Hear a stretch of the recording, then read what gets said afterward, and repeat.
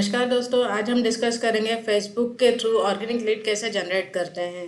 जैसा कि हम जानते हैं कि फेसबुक एक ऑनलाइन सोशल मीडिया है और सोशल मीडिया के थ्रू ही वह एक नेटवर्क सर्विसेज प्रोवाइड करता है जिसमें काफ़ी ज़्यादा हम लोग इन्वॉल्व रहते हैं। अगर देखने जाएं तो मतलब रोज़ाना 1.5 मिलियन सर्च होती हैं और 600 मिलियन से ज़्यादा विजिटर बिजनेस पेजेस को वर्ल्ड वाइड विजिट करते हैं। जैसे कि आप ये देख रहे हो कि यहाँ पे सिर्फ इंडिया के अंदर ही 239.65 मिलियन फेसबुक यूजर इंडिया के अंदर ही हैं सिर्फ।